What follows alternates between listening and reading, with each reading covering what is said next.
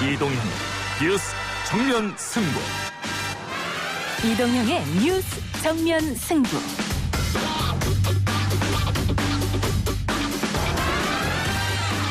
청취자 여러분 안녕하십니까, 이동형입니다. 강경화 장관의 남편인 이일병 연세대 명예교수가 요트 구입을 위해 미국 여행을 떠나는 사실이 알려지면서 논란이 증폭되고 있습니다. 그냥 여행 가는 건데 여행. 코로나가 하루 이틀에 없어질 게 아니잖아요. 그러면 맨날 집에서 지키고만 있을 수는 없으니까. 이 교수의 미국행의 정치권도 반응이 뜨겁습니다. 오늘 첫 시간인 일부 여의도 정면승부 시간에는 더불어민주당 이재정 의원 그리고 국민의힘 박성중 의원과 함께 이 사안 뜨거운 토론 해봅니다. 경찰버스로 쌓은 재인 환승이 국민들을 슬프게 했습니다. 광화문 광장에는 코로나 계엄령이 선포됐던 것입니다. 문재인 정부 들어서서 민주주의와 자유 지수는 높아졌습니다. 개천절 집회 금지는 국민의 안전을 위한 매우 정당한 조치였다, 이런 말씀을 드립니다. 이번 개천절의 광화문 광장에는 버스 차벽이 세워졌습니다. 명박산성이 12년 만에 재인산성으로 부활할 것으로 볼지, 아니면 방해를 막기 위한 방역의 벽으로 봐야 할지 2부에서 변상욱의 눈으로 바라보겠습니다. 어떤 국가시험도 지각생을 추후에 구제하거나 응시생이 시험 날짜를 선택하게 해서 부정의 여지를 남겨놓지 않습니다. 공정이 최우선인 국가시험에서 의대생만이 특혜를 누리고 있다는 반드시 고쳐야 될 문제입니다. 국시 응시를 거부했던 의대생들에 대해 구제 여부를 두고 형평성 및 공정성 문제가 지적되고 있습니다. 3부 온갖 문제연구소에서는 의사 국시 추가 시행 여부 및 코로나19 상황 등 온갖 문제에 대해서 이야기 나눠보겠습니다. 10월 5일 월요일 이동의 뉴스 정면 승부 시작합니다.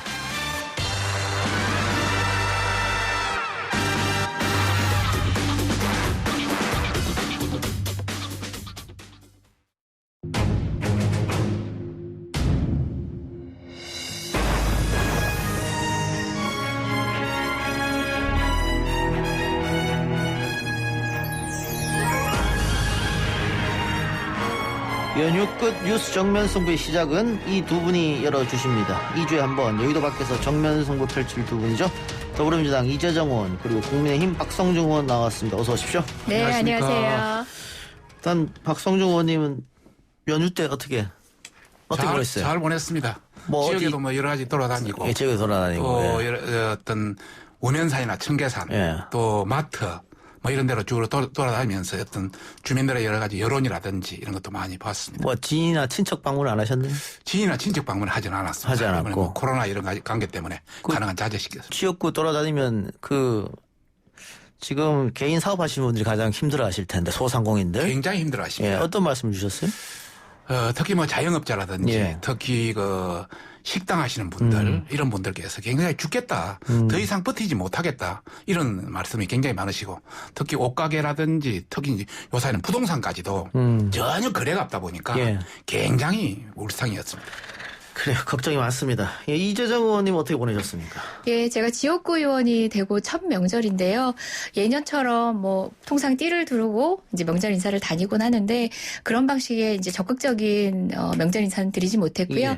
예. 집에 제수거리를 장만하는 정도로 시장에 나가 뵈면은 마스크 너머로 이렇게 인사를 건네면 정말 어려우실 텐데도 불구하고 먼저 응원을 주셔가지고 예. 이때일수록 국회 역할 중요하다는 얘기를 당부 주시는 말씀을 먼저 하셔서 예. 아직도 국민은 이렇게 인내하고 참아주시는구나, 송구스러운 그런 일상이었습니다. 예. 그 의원님은 또 어머니이기도 하니까, 네. 요즘 코로나 때문에 또 아이들 유치원 학교를 못 가잖아요. 사실은 가장 걱정이에요. 예. 실제 저희 집 인근이 이제 평균적인 어떤 생활 수준보다는 높은 수준에 속하는 평촌을 지역구로 하고 있는데요. 물론 뭐 박승중 의원님도 마찬가지시겠지만, 그럼에도 불구하고 돌봄 육아에 있어서 가정으로 떠맡겨진 책임이 굉장히 압박이 많습니다. 특히 맞벌이 하는 부분은. 예, 맞습니다. 평균적인 중산층이라고 해도 사실상 이제 일상을 보면은 이런 코로나 상황이 휘청이고 있는 가정들이 많거든요. 우리 아이만 하더라도 실제 이제 학교에 돌봄을 맡기고 나면, 유치원에 돌봄을 맡기면 오는 아이들이 얼마 되지 않는데 더해서 실질적인 교육이 이루어지지 않다 보니까 이런 문제들은 아마 코로나 상황이 뭐 종료될지 어떨지 모르겠지만 차회, 그러니까 내년에 교육 상황에도 영향을 미칠 것 같아요. 그러니까 두 분 다 원내에 예. 계시니까 코로나가 끝나고 나더라도 코로나로 인한 교육 격차가 분명히 발생할 것 같습니다. 맞습니다. 그런 점은 예. 좀 국회에서도 좀 한번 생각을 좀 해주셔야 될 것 같고요. 실제 그 당시 지금뿐만 아니라 내년 상황에 대한 예산이 올해 정기국회에서 지금 짜지고 있는데요.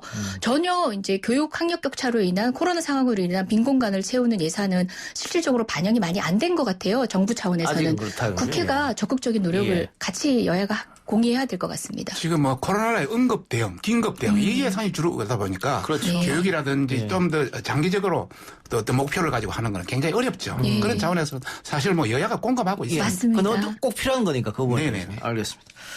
자, 국민의힘이 오랜만에 여의도로 복귀했습니다. 예, 뭐 저희들 뭐 언론에서 2년 만에 복귀했다고 이야기하는데 사실은 저희들이 천막 당사를 한 게 2004년입니다. 예. 16년 만에 이제 복귀했고 저희들은 그동안 전세살이를 했습니다. 예. 쭉 하다가 이번에 이제 제대로 집을 사서 우리 당사로 이제 옮겼는데 그래서 상당히 어떤 의미가 있다 이런 말 드리고 싶고 또 다른 한편으로는 굉장히 그 좀 짠한 어떤 느낌이 드는 게 예. 잘 돼서 들어왔으면 참 좋은데 사실 우리 당사도 굉장히 그 건물주도 어렵기 때문에 우리가 임대료 내는 것을 그 이자로 내서 그걸 한 400억 정도 매입했더라거든요. 그런 어떤 여러 가지 어떤 경영 어떤 그런 차원에서 좀, 잘 돼가 서로 잘 되는 개념에서 들어갔으면 참 좋은데 좀 그런 게 좀 짠한 측면이 있고 다만 저희들은 그래도 우리 집을 마련해서 했다는 게 의미가 있다고. 10여 년 만에, 뭐 16년 만에. 16년 만에 네네. 정치 1번지로 할 수 있는 여의도로 복귀했고, 당명도 바꿨고, 당 색깔도 바꿨습니다. 네네네. 바꿨는데, 그, 국민의힘이 과연 대안 세력이 될 수 있겠느냐, 집권 세력이 될 수 있겠느냐, 그런 지적이 좀 있어요. 지금 예. 민주당이 못하는 거에 반사 이익만 누리려고 한다. 뭐 그런 지적을 많이 듣고 네. 있습니다. 저희들도. 그래서 저희들도 더 이제 노력해야죠. 당명도 뭐 국민께서 다 아시겠지만 대부분 다 아시겠지만 간단히 말씀드리면은 여러 가지 이제 고민을 하다가 예. 국민의 힘으로 하자. 뭐 다른 뭐 여러 가지 유사 명칭도 있고 또 많은 반대도 내부에서 반대도 있었습니다. 그런 차원에서 일단 그렇게 했다는 말씀을 드리고 싶고 색상도 기존의 한 색보다는 다양한 색으로 해서 통합이라든지 이런 개념으로 가자 해서 저희들이 평소 쓰는 뭐 어떤 빨간색 또 우리 민주당이 쓰는 파란색 또 거기에 흰색까지 해서 하나의 융합 통합의 어떤 개념으로 가자 이런 차원이 있고요. 그다음에 로고도 종전에 쓰던 그런 걸 완전히 탈피해서 어찌 보면 정육면체 어찌 보면 육각형 사다리형 모양을 해서 다양성을 같이 놓고 기업과 미음이 중심이 된 그런 형태로 해서 이번에 하여튼 당사까지 확보했으니까 내년에 있을 어떤 보궐선거, 그다음 그 이후에 있을 대선까지 해서 저희들이 뭔가 좀 달라지는 그런 모습을 보이고 싶다는 저희들의 의지 표현이다 이런 말씀을 예. 드리고 싶습니다. 그 총선에서 민주당이 뭐 유례없는 압승을 했습니다만 그 이후로는 보면 민주당의 호재는 별로 없었던 것 같아요. 뭐 자연재해도 민주당한테는 어쨌든 악재일 수 있고 네. 그리고 뭐 추미애 장관 문제 또 서해안에 있었던 문제 이런 것들도 보수 언론이 중심으로 해서 굉장히 공격을 하고 있기 때문에 쉽지 않은데 대통령 지지율이나 민주당 지지율은 어쨌든 유지부동이거든요. 그런 네. 힘은 어디에서 왔을까요? 제가 추석 민심을 살폈을 때 당황스러울이 많지 의연하셨던 이제 국민의힘에서 나오지 않았나 생각을 합니다. 진정 국민들은 이제 일일비 하시기보다는 좀 더 지켜봐 주시고 그래서 집권 여당으로서는 더욱 책임감이 무겁고요. 저는 정치에 있어서 이제 뭐 저희에게 물었지만 이제 아까 이야기 우리 박성주 의원님 우리 국민의힘 상황에 대해서도 조금만 코멘트를 드리면 저는 정치에 있어서 상징이라든지 어떤 단어가 갖는 힘 굉장히 크다고 생각하고요. 그런 의미에서 아까 설명 주신 국민의힘으로 이제 당명을 개명하고 또 색깔을 통해서 화합을 이제 다지시고, 그러니까 그런 계획을 다지시고 계시는 이제 국민의힘에 저도 기대를 걸고요. 뿐만 아니라, 예전에 이제 빨간색이라는 어떻게 보면 터부시할 수 있는 색깔을 과감하게 당의 색으로 쓰셨을 때, 이제 정말 메카시즘이라든지 레드 컴플렉스로 인한 정쟁을 그만두겠다라는 결연한 의지로도 보이기도 했거든요. 이번 역시도 흰색도 파란색도 아우르는 방식의, 저야말로 수권을 위한 정말, 멋진 경쟁을 함께 할 수 있는 야당이길 기원 드립니다. 저도 응원 드립니다. 예. 저희들도 마찬가지로 예. 정당이 존재 목적이 수권을 위한 것이 더 크고 그렇죠. 또 국민과 안정하게 뭐 가는 것이 더 크지 않겠습니까? 그런 차원에서 같이 가고 싶고요. 다만 저희들이 예전에 저희들도 수권 정당으로 역할을 했지 않습니까? 해보니까 역시 어떤 타협이라든지 상생 이런 것은 가진 자가 내놓아야 된다. 이런 차원에서 여당도 좀 더 넓게 가달라. 예. 이런 말씀을 드리고 싶습니다. 그런데 같이 이재정 가겠습니다. 의원 저의 질문에 답하면서 말 속에 뼈가 있다고. 우리보다 국민의힘이 더 못해서 그런 거 아니냐 이런 뉘앙스를 저는 들었는데. 아닙니다. 아닙니까? 알겠습니다. 예. 그 말씀에 꼭 덕담을 드리고 싶었어요. 알겠어요. 예. 예. 자, 박성주 의원한테 제가 여쭤볼게. 예. 국민의힘이 야당이니까 당연히 정부 비판하고 견제해야죠. 당연히 해야죠. 그 개념인데. 정책 비판이나 대안 제시가 아니고 조국, 추미애, 강경화 이렇게 사람에 대한 비판으로 하게 되면 이 정쟁으로 흐르는 거 아니에요? 이런 지적도 있어요. 예. 우리 내부에서도 그런 지적이 많이 나왔습니다. 예. 그래서 지난번 대정부 질문이라든지 이런 차원에서 일부에서는 그래도 우리가 잘못한 짓은 강력하게 진행해서 국민들의 내리에 남겨야 된다는 그런 주장이 강력한 세력이 있었고 또 다른 한편으로서는 이것을 너무 한쪽으로 몰아서 사람의 관계로 가서는 안 된다는 이런 주장이 있었지만 예. 우리가 전체적인 의견을 표출하고 또 어떤 대다수 손을 들어서 표시를 하고 이렇게 해보니까 그런 쪽으로 가서 그렇게 흘러갔던 겁니다. 내부에서 그런 의견도 있긴 있었네요. 있었습니다. 알겠습니다. 분명히 있었습니다. 자, 당사로 10여 년 만에 복귀했으니까 덕담 한번 해주시죠, 그래도. 여의도 복귀했으니까. 아까도 말씀드렸지만 사실 민주당보다 어떨 때는 이제 당명이라든지 색채나 상징을 정할 때는 자유한국당 또는 새누리당 그 시절부터 국민의힘까지 정말 파격적이다 이런 평가 많이 듣거든요. 점수는 훨씬 더 민주당보다 앞섰습니다.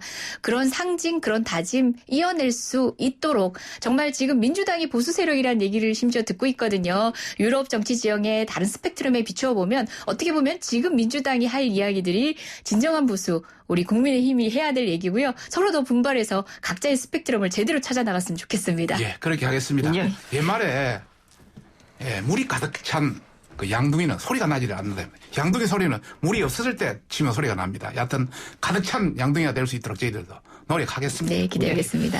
자, 강경화 장관 배우자의 요트여행 출국 논란이 오늘부터 계속해서 뉴스를 장식했는데 야당은 뭐 당연히 부적절한 행위라고 강력 비판하고 있고 여당 내에서도 그런 얘기가 나온 것 같고 강경화 장관은 일단은 경위를 떠나 송구스럽게 생각한다 이렇게 사과 입장을 냈습니다. 다만 공인의 배우자에게까지 공인의 언행을 요구할 수 있냐 이런 이야기도 있고 민경욱 전 의원도 미국 갔다. 그리고 황교안 전 대표도 미국 방문 예정이다. 그건 어떻게 볼 것이냐 이런 걸로 지금 나누고 있는데 국민의힘에서는 어떻습니까? 이거 뭐 논란을 떠나서 강경화 장관 이걸로 사퇴까지 가야 된다고 보십니까? 어떻습니까? 뭐 앞에 걸 먼저 이야기하고 뒤에 문제를 하십시오. 말씀드리겠습니다. 그 강경화 장관의 어떤 배우자 문제와 우리 그 어떤 민경욱 전 의원 또 뭐 황교안 전 대표 뭐 이런 관계를 같이 비교한다는 것 자체가 비교 대상이 되지 않는다 저는 그렇게 말씀드리고 싶고요. 예. 우선 결론적으로 저희들이 그 강경화 장관의 배우자 문제에 대해서 굉장히 어떤 심각하게 문제를 보는 것은 뭐 우리가 지적하지 않아도 진중근 교수는 이런 말을 했대요. 서일병이 가고 이일병이 왔다고. 예. 뭐 서일병이 추미애 장관의 아들이니까 이일병은 우리 강경화 장관의 배우자고 또 옛날에는 보니까 뭐 아빠 찬스 쓰고 엄마 찬스 쓰고 이제 와서는 배우자 찬스까지 쓴다고 이런 말까지 있고요. 또 통상적으로 우리가 여러 가지 어떤 청문회라든지 이럴 때 보면은 또 일반적인 사람들은 공인의 배우자도 거의 공인입니다. 준공인입니다. 예. 그래서 공인의 배우자에 대해서는 재산 신고도 같이 하고 인사청문회도 그걸 하고 간보도 게재하고 하는 겁니다. 그게 개인이라면 하지 말아야죠. 예. 그런 관점에서 정말 적절하지 못한 행동이라는 말씀을 드리고 싶고 마지막으로 한 가지 더는 우리가 지금 정부 여당에서 코로나19에 대해서 굉장히 강조하고 있지 않습니까? 코로나19에서 광화문의 집회도 한 사람씩 그 자기 차를 가 9명이 가도 그것도 다 차단하는 마당에 강경화 장관이 외교부 장관으로서 외국에 특별 여행 자제 명령을 내려놓고 그것도 10월 18일까지 남편은 간다. 이것은 도대체 이해할 수 없는 그런 차원이다. 근데 이게 논쟁거리가 되는 게 이준석 전 최고 같은 경우에는 국민의힘 소속이지만 문제 없다 그랬거든요. 이준석 최고가 예, 전 최고가. 그런데 반면에 민주당의 김남국 의원은 민주당 소속이지만 문제 있다 그랬단 말이에요. 뭐 오늘 토론에서 입장이 바뀌어서 이렇게 얘기했는데 그래서 논쟁거리가 좀 될 수는 있겠다. 국민들 사이에서도 그런 생각도 들어요. 예, 사실 제 개인적인 입장을 본다면 전 부적절했고 강경화 장관이 발빠르게 입장을 정리해서 국민께 말씀드리는 건 온당했다고 보고요. 민주당 지도부도 비슷한 취지의 말씀을 국민께 냈습니다. 근데 방금 얘기한 것처럼 이제 이준석 의원님은 아시죠? 예, 전 최고위원. 이준석 전 최고위원이라든지 좀 새로운 세대에게는 다른 방식으로 그게 또 다른 프레임으로 보여지는 게 있는 것 같아요. 그러니까 제가 뭐 10분 그쪽의 입장을 제가 풀리 알지는 못하지만 전적으로 알지는 못하지만 공인의 삶이 가족에게도 공이 적용돼야 되냐 이런 논쟁 가운데서 조금 전에 우리 이제 진행자께서도 질문 취지 안에 그런 내용도 넣으셨는데 저는 아직 온전히 동의하지 못하지만 그런 시각을 가진 분들도 있는 것 같아요. 어찌되건 간에 저는 뭐 무슨 일병 사건이건 간에 아까 비유를 그렇게 하셨는데 이것이 지적은 할 수 있지만 지금 국회에 진지한 논의가 진행되어야 하는 여러 사안들 모두를 블랙코트로 빨아들여서는 안 된다. 국회도 가진 권한과 역량의 한계가 있거든요. 제대로 된 국정감사를 위한 다른 이슈에 대한 부분까지도 정말 이 이슈에 몰입해서 망각해서는 안 된다. 그런 취지로 말씀을 드리고 싶어요. 아까도 국민의힘 내부에서도 그런 이야기 나왔다고 하잖아요. 사람으로만 집중하지 말자고 했는데 정말 제도적 개선이 필요한 지점 그리고 또 장관으로 공직자로서의 자질을 검증할 지점 등등 또는 법적으로 해결할 지점 또는 국민적으로는 논쟁안에 던져볼 지점들을 구분해서 우리 정치권은 가진 역량들을 정말 최선의 방식으로 효율적으로 활용할 수 있도록 서로가 좀 이성적으로 대응을 했으면 좋겠습니다. 뭐 이준석 전 최고위원 이야기가 나왔으니까 간단히 말씀드리면은 뭐 우리 당 내에서 뭐 아직은 우리 당원이기 때문에 전반적으로 그렇게 생각하는 사람 극히 소수다. 물론 그렇게 생각할 수 있는 분은 있죠. 개인의 어떤 사생활, 개인의 자유, 어떤 표현의 자유 이런 차원에서 그런 차원에서 극히 소수다라는 말씀을 드리고 싶고 저 자신만 하더라도 제가 국회의원이기 때문에 우리 그 집사람 또 자식들 이런 관계도 굉장히 조심시키거든요. 맞습니다. 우리 다 그렇습니다. 공인의 가족은 준공인입니다. 그런 차원에서 굉장히 조심해야 된다는 말씀을 드리고 싶고 예전에도 왕이나 왕의 가족들을 특별히 관리한 대통령의 가족도 특별히 관리하는 이유가 바로 그런 거 아니겠습니까? 그런 차원에서 말씀드리고 싶고 아까 뭐 이야기하다가 이제 넘어가서 이야기를 못했는데 뭐 꼭 사퇴를 해야 되느냐 이런 차원에서 꼭 강장관이 사과까지 했는데 꼭 사퇴 이야기까지 해야 되느냐. 뭐 저희들 뭐 사퇴 안 하고 그대로 가는 건 저희들은 오히려 더 좋죠. 땡큐죠. 뭐 나쁘지는 않습니다. 저희들은. 다만 대부분은 국민들이 이렇게 생각하고 있기 때문에 저희들은 말씀을 한번 드려보고 싶은 겁니다.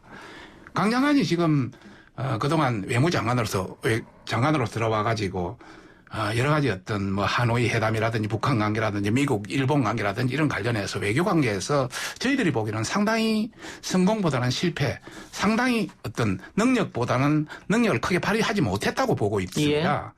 그리고 두 번째는 이제 강 장관도 아마 2017년 6월인가 들어왔죠.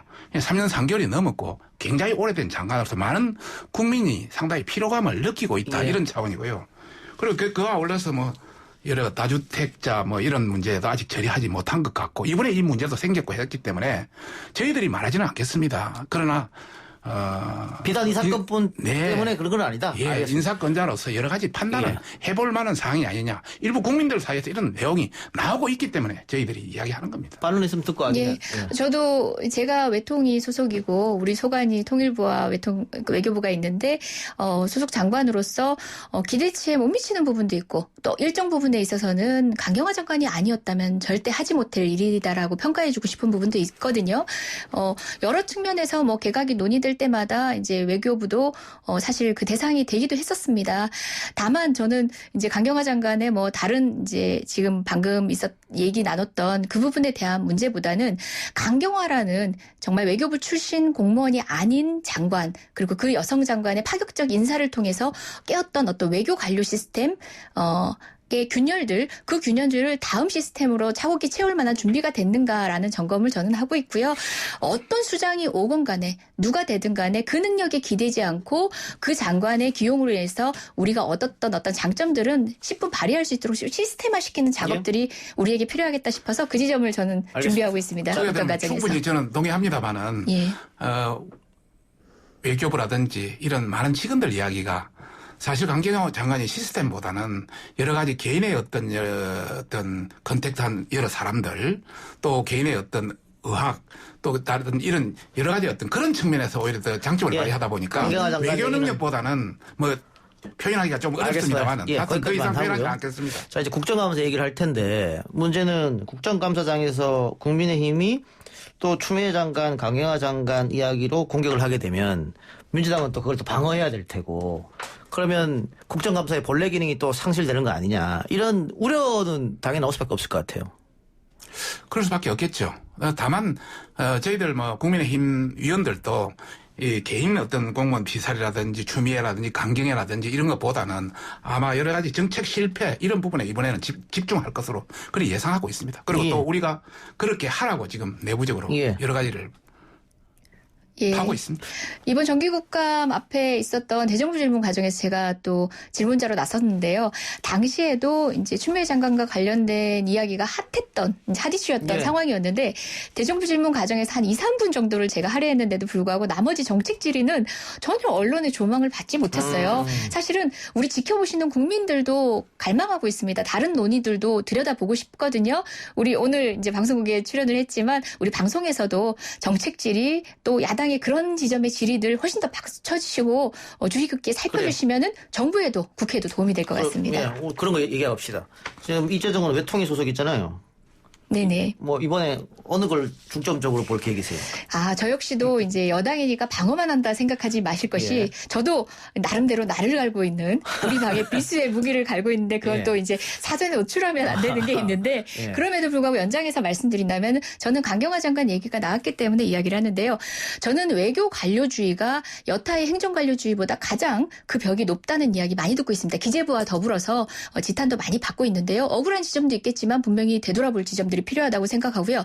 거기에 균열을 주는 인사로서의 강경화 장관의 인사는 굉장히 탁월했다고 보고 그리고 그 안에서 시스템을 구축하기 위해서 애썼던 노력들이 저는 강경화 아닌 포스트 강경화에도 이어질 수 있어야 된다는 지적을 하고 싶고요. 특히 지금이야말로 외교의 시대이지 않습니까? 예. 정말 사강에 휘둘린 냉전 시대를 넘어선 또 다른 전선들이 무수히 많은 상황에서 다자 외교라고 말만 쉽지 사실 실행 과정에서는 쉽지 않습니다. 녹록치 않은 그런 여정에서 상상력이 필요한데 우리 외교 관료 사회만으로는 부족합니다. 그래서 공공외교 그리고 또 공공외교에 기꺼이 자신들의 자리를 내줄 수 있는 관료들의 정말 상상력을 저는 요구하고 있고 관련된 여러 가지 재외공간 시스템부터 시작해서 조직적인 문제들을 이슈별로도 좀 점검하고 있고 그렇습니다. 개인적인 그 이야기 들으면 강경화 장관이 굉장히 잘한 걸로 평가받겠네요. 지적할 내용을 실제, 준비하고 있다는 예. 얘기죠. 그런데 외교 저기 관계에서 일본 총리도 교체되고 있으니까. 네, 맞습니다. 일본과의 갈등도 계속 이렇게 갈 수는 없는 거 아니에요? 맞습니다. 그렇기 때문에 기존 외교 관료에만 기대서는 안 되는 거죠. 공식적인 외교가 할 수 있는 영역이 있고요. 민간 영역을 단순히 민간 영역에 대한 자금 지원만으로 자족하면 안 되는 게 바로 대일 관계에 있어서입니다. 수많은 민간 교류 부분들을 사실상 그 결과물들을 공식화시킬 수 있을 만큼 공공외교가 진실로 필요한 부분이 바로 대일 외교입니다. 우리 친한 세력들을 가려내고 관련된 네트워킹을 중심으로 해서 일본 정부와의 관계를 풀어내는 것들이 사실은 외교의 진가를 발휘할 수 있는 기회거든요. 그 점에서 저도 또 이번 국감 가운데 관련된 이슈도 또 준비하고 있습니다. 그에 대해서 말씀드리면 예. 제가 일본에서 공부도 하고 한 3년 정도 공부를 역할을 해봤기 해주셔야겠네요. 때문에 예. 네, 뭐 그쪽에서는 조금 아는데요. 강경화 외교부 장관이 들어오고 나서 일본 외교가 더 엉망이 됐습니다. 미국 관계 마찬가지고 북한 관계 뭐 좀 나아질지 모르겠습니다만은 대중국 러시아 관계 하나도 별로 된 게 없습니다. 그래서 그런 차원에서 정말 우리가 큰 틀에서 뭐 장관은 작은 틀보다는 큰 틀에서 뭔가 달라지는 부분이 있어야 되는데 대통령이 하지 못하면 그걸 보좌에서 뭐 할 수 있도록 어떤 촉매제, 촉진제, 어떤 앞에라도 플러스 팔로 어떤 그런 개념이 돼야 되는데 그런 역할을 못한다는 게 저희들이 아쉽다 이런 말씀을 드리고 싶습니다. 우리 의원님도 역할을 해주시면 좋겠습니다. 그래, 예, 공공외교의 가장 큰 축이 예, 또 예, 의원외교거든요. 박성중 의원은 과학기술정보방송 예, 보시는 가방입니다. 의원인데 어떤 거 중점으로 살펴보실 생각이십니까? 저희들은 뭐 최근에 여러 가지 어떤 그 포털 네이버 다음이라든지 이런 예. 관련해서 굉장히 어떤 여론을 호도할 수 있는 여지가 있기 때문에 그런 부분에 대해서 이제 예. 이야기하고 있고요. 특히 방송 관련해서 중립성 여러 가지 뭐 공영방송이라든지 또 종편 관련해서 어떤 심사 관련 뭐 그런 거 또 그 아울러서 최근에는 뜨고 있는 유튜브 관련해서 예. 이것이 과연 적절하게 제대로 되고 있는지 또 저희들하고 관련되는 것이 과학기술도 다 들어 있습니다. 그래서 뭐 원자력 관련 또 일반 우리가 과학기술에 투자되는 돈만 한 25조 원이 되거든요. 이것이 적절하게 제대로 집행되고 있는지 이런 부분에 대해서 집중적으로 파악을. 의원님 지난번에 저랑 통화할 때 그 국내 포털의 문제점 뉴스를 강제로 보게 만든다. 네네. 그럼 이건 언제든지 선동이나 조작이 가능하니까. 네네네. 뭐 구글은 그런 게 없잖아요. 네네. 자기가 궁금하면 쳐서 들어가야 되는데 네네. 그 부분도 문제점 인식하고 있다고 하셨는데. 당연하죠. 그 부분에도 좀 간단히 말씀드리면은 지금 우리나라 국민들이 하루에 그 네이버나 다음 포털에 들어가는 그 인원이 뭐 그쪽에서 발표하는 거 좀 다를 수 있습니다만 네이버가 한 3천만 명, 다음이 한 500만 명, 3천만 500만 명이 들어갑니다. 그럼 굉장히 여론을 주도하는 거죠. 그런데 지금 그 포털 미국의 포털인 구글은 아웃링크를 해서 거기에 단어만 쳐가지고 단어를 치면 예를 들어서 YTN 관련 치면 YTN 안으로 들어가서 들어가서 거기에 가서 뭐 광고도 하고 여러 가지 볼 수 있도록 되어 있습니다. 우리는 모든 것이 네이버 다음에서 모든 걸 보게 되어 있습니다. 그러다 보니까 광고 수입이고 모든 것을 네이버 다음에서 다 차지하는 형태죠. 그래서 이것을 인링크에서 가두리 양식장에서 아웃링크로 바꾸라 이제 우리는 그렇게 가는 거고. 두 번째 이제 중요한 것은 3천만 명 이상 보는 그런 뉴스 이런 편집을 대부분 그 알고리즘이라 해가지고 AI에 의해서 한다고 하지만 그것도 사람이 만들지 않습니까? 그러다 보니까 위에 상단 배열되는 5개, 10개, 20개가 거의 우리한테는 불리하게 된다. 우리가 경험적으로 여러 가지 분석한 바에 의해서는. 그래서 이것이 진짜 공정하게 좀 했으면 좋겠다. 이런 차원에서 집중적으로 파고든다. 어떤 방향에 대해서는 제가 동의하는 부분이 많습니다. 사실 포털에 이제 뉴스가 노출되는 방식의 알고리즘의 문제점을 떠나서 저는 그 방식이 맞는가에 대한 의문이 있고요. 이제 문제인식이 있고요. 뿐만 아니라 그렇게 되다 보니까 포털에 노출되기 위한 소위 이제 자극적 제목으로 뉴스를 생산하는 그런 언론을 많이 목도하게 되는데요. 그 지점의 가장 중요한 부분이 바로 포털이 그와 같은 방식으로 뉴스를 노출하는 게 맞는지에 대한 제도적 고민을 같이 했으면 좋겠습니다. 지금 조금 전문적으로 이야기해드리면은 구글 같은 경우는 그 알고리즘에 13개 알고리즘을 했습니다. 예를 들어서 뭐 많은 사람의 어떤 구독량이라든지 노출수라든지 이런 걸 다 해가지고 그게 비중별로 다 공개를 하고 있습니다. 그런데 우리는 공개를 하지 않습니다. 또 그걸 만든 사람을 예를 들어서 전문가를 공개를 해서 여러 가지 비평도 받아봐야 되는데 그렇게 하지를 않습니다. 이러다 보니까 우리로서는 문제가 있다. 그걸 공개하라 차라리. 공개하지 않으면 국회에 와서 보여드리고 직접 여러 가지 문제가 있으면 그걸 수정해서 한다면 저희들도 인정할 수 있는데 일체 공개를 하지 않다 보니까 저희들이 문제를 삼고 또 최근에 이제 윤영찬 의원이라고 또 이야기하기가 좀 그렇습니다만은 그분 같은 경우는 내유 부사장도 했고 또 뭐 문재인 대통령 선대본부장도 했고 국민소통 수석도 했고 청와대 커리어를 저보다 저를 더 잘 알고 계시네요. 잘알죠. 저는 제 커리어밖에 몰라요. 국회의원들. 그런 분이 막 그냥 다음 가까워 들어오라고 하는 거 보고 전반적으로 얼마나 했으면 그렇겠느냐. 야당의 입장에서는 남의 입장에서 생각해달라 이런 차원에서 더 근원적으로 어쨌든 포털과 뉴스 어떤 관계 그런 방식으로 지금의 시스템을 유지할 필요가 있는 데에 대해서는 같은 문제인식이 있으니까 보다 심도 깊게 좀 논의를 해봤으면 좋겠습니다. 다른 점보다는 공통점을 좀 찾아가지고 오늘 좀 그러고 있는 것 같아요. 저희 굉장히 건설적인 얘기 오늘 아주 좋은 토론인 것 같아요. 시간이 좀 있으면 더 할 텐데 시간이 없어서 오늘 여기서 마무리하겠습니다. 아이고 하셨습니다. 두 분 고맙습니다. 네 고맙습니다.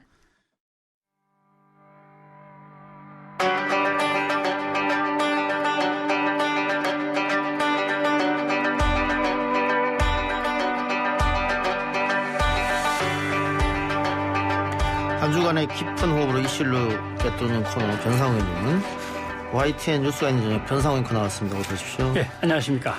연휴 동안에도 뉴스가 많았는데 개천절 집회 이야기부터 해보면요. 집회 차단을 위해 강화문 일대를 경찰 버스로 완전 다 막아버렸습니다.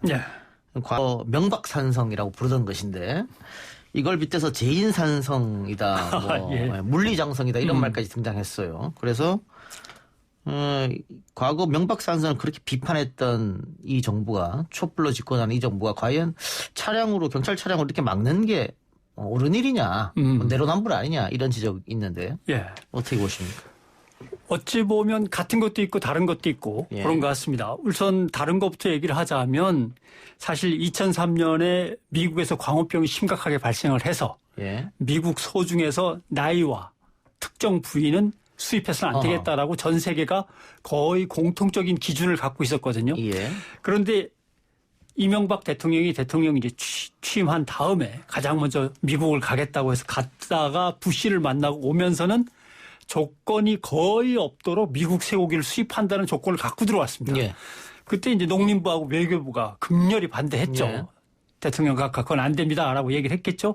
근데 밀어붙였죠. 대통령이 밀어붙여갖고 결국은 세계에서 가장 규제가 미비하고 다 열어 제끼다시피 해서 미국 쇠고기를 들여오는 걸로 돼버렸습니다. 우리나라만 그렇게 했죠. 예. 네. 그래서 생겨난 말이 검역 주권입니다. 도대체 이 나라는 우리가 위험한 것을 안 사 먹을 권리조차 없는 거냐 해서 검역 주권이라는 말이 생겨났고 그 정부가 들여온 소고기를 그걸 어디부터 풀 건가 할 때 당연히 군대 그리고 학교 급식 이렇게 하면서 중고등학생까지 다 이제 거리로 뛰쳐나왔던 예. 거죠. 예.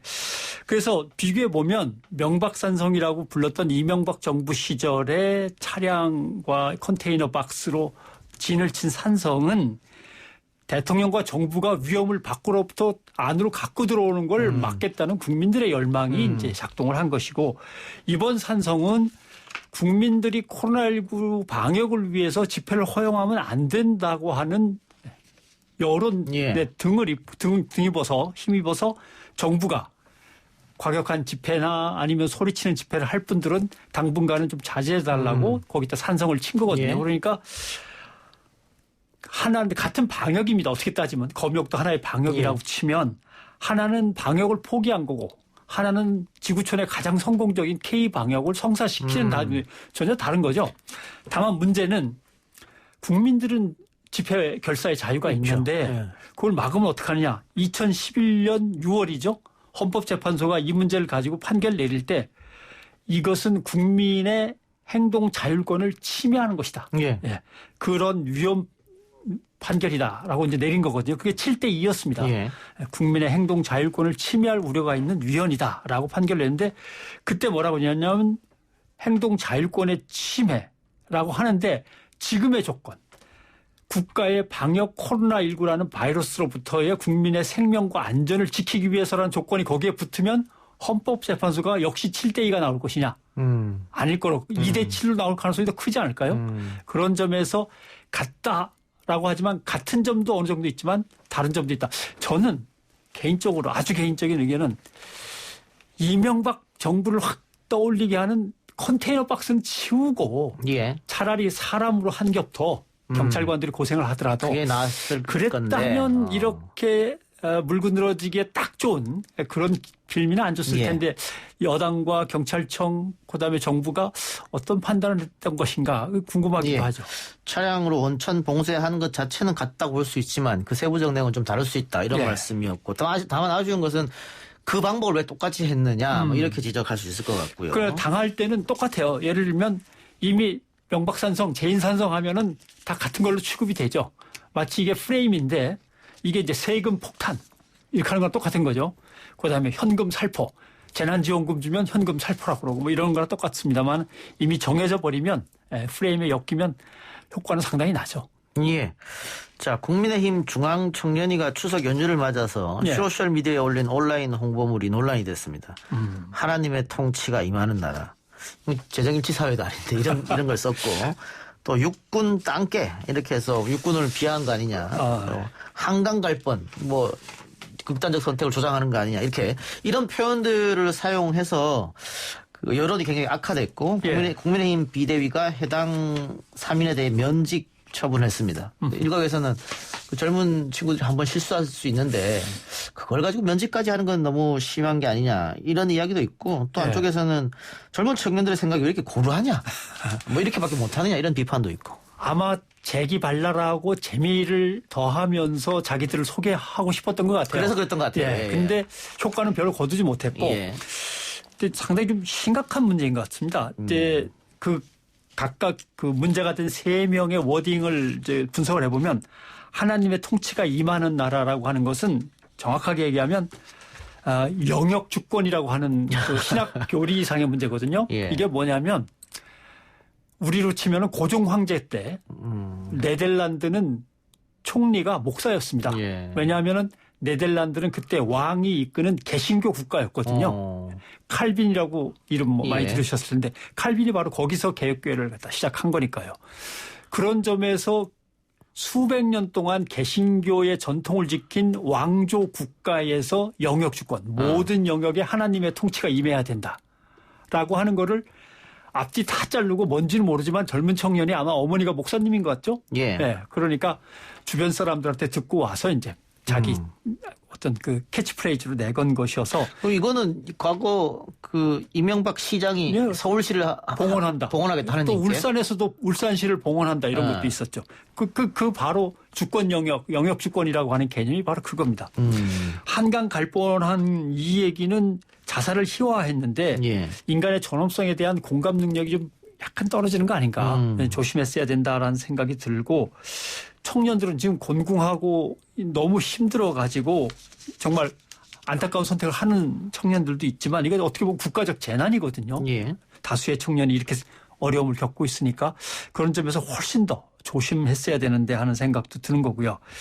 그다음에 뭐 많은 사람들이 군 생활을 그렇게 뭐 미화해서 얘기하는 적은 없습니다만은 땅깨라든가 예. 이런 식의 좀 자조적인 표현은 군에 있는 사람들의 사기도 떨어뜨리는 그렇죠. 거고 다만 제일 중요한 거는 사람들이 그런 얘기 흔히 해요. 예를 들면 교회 다니는 사람은 하나님의 통치가 빨리 왔으면 좋겠다 그러고 군대 갔다 온 사람은 그쪽을 향해서는 나는 쳐다보지 않겠다고 원망하기도 하고 막 하는 게 있지만 지금 이 세 청년의 문제는 공당으로서 대중정당으로서 청년을 대표하는 자리에 올라가서 뭔가 그 당의 청년과 관련된 정책들을 논의하고 수립하는 그 자리에 서는 사람들이거든요. 그러니까 그 자리에 서서 그것을 뭔가 할 사람들의 입장에서는 이런 말이 나오면 안 되겠다라고 네. 하는 게 첫 번째 문제고 두 번째 그렇다고 갑자기 면직시키고 하는 것은 그럼 누구 마음대로 하는 것이냐? 그럼 이 국민의힘이라고 하는 정당 내에서 청년의 위치는 뭐냐? 예. 어느 날 자기소개서 써와. 마음에 안 든다. 너 면직. 이게 가능한 거냐? 어떤 경로와 과정을 통해서 어떤 근거로 누굴 임명하거나 누굴 내정하거나 아니면 그걸 취소하거나 이게 이루어지는 거냐라고 할 때 과연 거기에 청년이라고 하는 것의 가치는 그 당내에서 얼마나 가 있는 거냐? 이게 의심스럽거든요. 예. 근데 여기에 대해서 어떻게 보면 청년들이 상당히 좀 섭섭해해야 될 그런 부분인 것 같기도 합니다. 예. 알겠습니다. 또 하나 이야기해 보자면은 그 추석 때 KBS에서 나훈아 씨를 불러다가 쇼를 했는데 뭐 시청률도 29%나 기록하고 대단히 뭐 열광이었습니다. 열풍적이었고 그 나훈아를 잘 모르는 젊은 세대들까지도 나훈아에 빠져들게 만드는 뭔가 힘이 있었다고 그렇죠. 하는데 예. 또 뭐 코로나19 때문에 개런티도 받지 않고 했고 또 국민들한테 힘을 주고 싶다. 그래서 오랜만에 TV에 등장해서 쇼를 했습니다. 근데 거기에서 나훈아 씨가 이야기한 워딩, 뭐 KBS가 좀 거듭났으면 좋겠다라든가 또 지금까지 자기가 역사적으로 공부해봤을 때 임금이나 대통령이 국민을 위해서 뭐 목숨을 바친 걸 본 적이 없다라든가 우리 다 민초들 했다든가 이런 말들을 네. 정치권에서 또 언론에서 아전 인수격으로 해석해서 나훈아가 시원하게 이야기했다. 지금 정부를 비판하는 것이다. KBS가 잘못된 길로 가고 있다고 욕하는 것이다. 이렇게 해서 언론에서 막 제목이 나왔거든요. 그러니까 결국은 앞에 거와 뒤에 거의 맥락을 갖다 생략하는 거죠. 예. 이걸 이제 제일 위험한 건데 왜냐하면 틀림없이 나훈아 씨의 워딩의 흐름은 코로나19로 다들 얼마나 어려우시냐. 그렇죠. 예. 코로나19를 이기려면 우리 스스로 힘을 내야 된다. 예. 이런 취지 아닙니까? 그렇죠. 예. 역대 뭐 왕이나 대통령이 이걸 대신해 주고 자기 목숨을 바쳐서 국민을 갖다 구하고 뭐 이런 건 없지 않느냐. 우리가 지켜야 된다라는 뜻이고 우리에게 우리 스스로 국민들이 너무 잘하고 있다 이런 얘기예요. 잘하고 있다는 뜻이었는데 예. 앞뒤 잘 나가면서 이제 야당이 먼저 공격을 하니까 예. 여당은 다시 거기에 대해서 이제 맞불을 놓기 위해서 예. 또 방어를 하는데 좀 전에 말씀하신 거 하고 조은산이라고 하는 블로거이신 모양인데 예. 그분이 이제 심우칠조라는 걸 썼다가 이번에는 도대체 명박산성 때 난리치던 인간들은 지금 제인산성 뒤에 숨어서 뭐 하는 짓이냐라고 이제 비난의 글을 올렸죠. 잘 보시면 이게 어떤 의미를 갖냐면 정치라고 하는 것은 정당이 자기들의 정치 철학과 강령 가치를 내세워서 정책을 수립하고 그것을 실천하는 그런 움직임이어야 되는데 예. 정치에서 정당의 역할과 비전이라는 게 생략되고 정치인 개인의 말빨과 막말과 뭐 이런 걸로 정치가 이루어진단 말이죠. 자꾸. 근데 결국 그렇게 되면 어떻게 되냐면 그럼 말 잘하고 글발 좋고 막말도 시원시원하게 잘하는 사람은 누구냐? 정치인이 아니에요. 이런 사람들인 거죠. 예. 오히려. 예. 그러니까 실제로 정당 정치로 꾸려가고 있는데 정당 정치에서 정당이 사라지고 있어요. 그러니까 결국은 유심이라는 인물과 진중권이라는 인물, 그다음에 나훈아라는 인물, 정치인들이 끼어들지를 못하는 거죠. 국민에게 힘이 되는 말이든 뭐든 간에. 그러니까 지금까지 정치권이 서로 말꼬리를 잡고 막말하고 트집 잡아서 국정원 돌보지 않고 그냥 국회를 공전시켰던 그 죄가를 이제 뒤집어 쓰는 거예요. 정치를 논하는데 정치인들이 필요가 없는 거죠.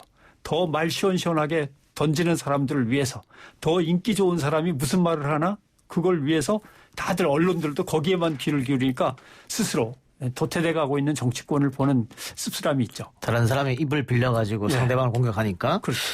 근데 저는 뭐 정치권은 그럴 수 있다고 생각하거든요. 어쨌든 뭐 정략적으로든 어쨌든. 근데 언론이 과연 이렇게 하는 게 맞느냐. 그 예를 들면 나훈아 씨한테 직접적으로 들어보지도 않았고 그 사람 그렇죠. 머릿속에 들어가 보지도 않았는데 나훈아 씨가 이렇게 정부를 비판했다. 이렇게 쓰는 게 추측으로 쓰는 게 언론에서는 안 되지 않느냐 싶거든요. 그러니까 결국 언론을 이렇게 신문을 피거나 방송 뉴스를 쭉 볼 때 거기에 어떤 말들이 담겨 있어야 되냐면 국가와 국민이 공통적으로 안고 있는 과제, 시급한 해결해야 될 문제 이런 것들이 그 언론에 가득 담겨 있어야 되거든요. 예. 그리고 뭐 비판이나 비난도 할 수 있지만 그 비난이나 비판은 뭐냐 하면은 결국 우리가 어떤 방향으로 가는 게 좋겠냐라는 생산적인 담론을 끌어내기 위해서 언론이 그런 말들이 잔뜩 실려 있어야 되는데 언론은 그런 게 없어요. 다 누가 저쪽을 향해서 이렇게 욕하니까 이쪽에서는 상대방을 향해서 다시 이렇게 받아쳤다. 그것만. 말싸움만. 그걸 집으로 비유하면 건축에 비유하면 뭐라고 흔히 얘기하냐면 대한민국 정치에는 대한민국 언론에는 지하실하고 옥상밖에 없다. 중간에 아무것도 없어요. 그러나 실제로 정책을 짜고 비전을 설명하려면 중간에 있는 언어들이 다 필요한데 중도라고 하는 거는 아예 없고 옥상하고 지하실만 있고 막말들만 양쪽에서 펼쳐지니까 이런 것들이 정치가 실종되는 거죠. 알겠습니다. 오늘 변상욱 앵커하고는 여기까지 하겠습니다. 수고하셨습니다. 고맙습니다. 아 글쎄 안 들려 들을 뉴스 없어 아무 뉴스도 귀에 들어오지 않아 듣고 또 들어도 들을 뉴스 없어 만든 게 이 프로야 이동영의 뉴스 정면 승부.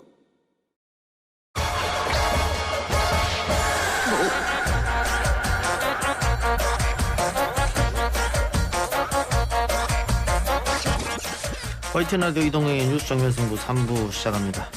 통제되지 않는 집단지성으로 우리를 둘러싼 온갖 문제의 실마리를 풀어보는 시간.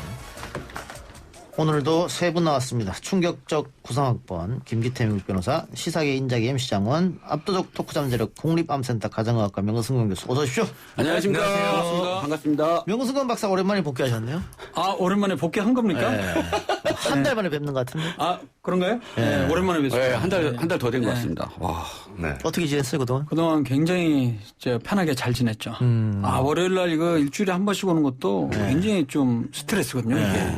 또 뭐 주제 정해지면 맞습니다. 내용 준비하고 이게 쉽지 않은 일입니다. 그래서 이게 이렇게 그 고정하시는 분들 보면 정말 대단하다고 저는 생각합니다. 특히 이동영 작가 지금 몇 년째 하고 있습니까? 이제 그만할 때 되지 않았습니까? 이제 지치기도 했을 텐데 후임자를 좀 무시를 하시기 바랍니다. 저는 좀 의향이 있죠. 저는 의향이 있죠. 호시탐탐 노리고 계시군요. 호시탐탐 노리고 있습니다. 라디오 청취율 조사 기간입니다, 지금. 라디오 청취율 조사 기간에서 제가 바닥을 기변 아마 교체될 것 같아요. 워낙 팬들이 많으셔서 그러니까. 뭐 그런 걸 걱정 안 하셔도 될 것 같아요. 여러분 혹시 전화 오면 5시 YTN 라디오 이동현 뉴스 정면 승부 듣는다 이렇게 말씀해 주시면 되겠습니다. 그렇죠. 이동형만 해도 됩니까?